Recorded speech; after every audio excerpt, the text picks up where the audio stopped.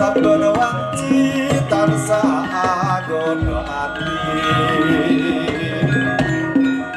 nanging aku wedi bloko pungkasane tamah tresno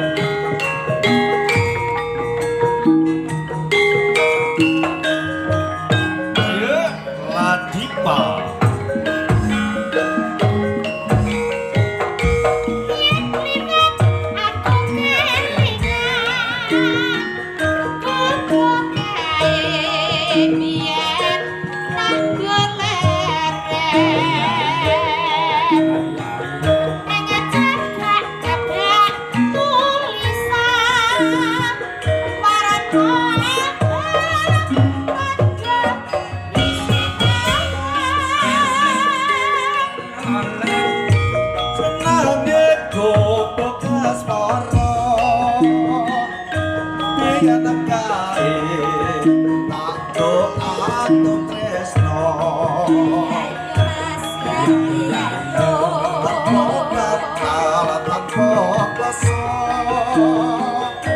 Pot-apote ketamat asmara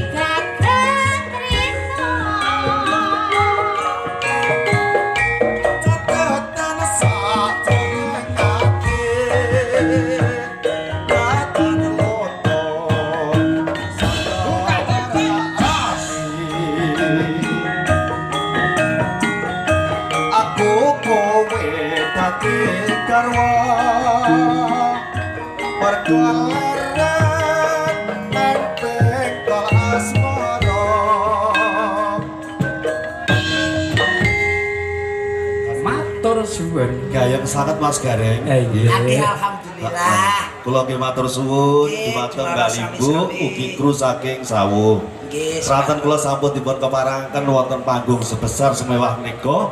Namung derek muji donga kabajan panjenenganipun Bapak Senan ugi panjenenganipun Mbak Limbu tansah pinayungan Gusti Allah dipun paringi. Amin. Amin ya rabbal alamin.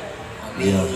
Mas Gareng, kula tak mandhas sing panggan benjing kula tripinarak sedaya. Nggih, matur suwun. Nggih. Wah, Jan, sembah nuwun Kula nggih matur sembah nuwun. Pak Slamet. Nggih. Wah, Jan iki. Nggih, sembah nuwun ya, Mas. Ya, nggih. Perwakilan saking dulur-dulur Ngambararum. Dan iki Mbak Lurah mbok diaturi. Wah, Mbak Lurah niki Mbak Kok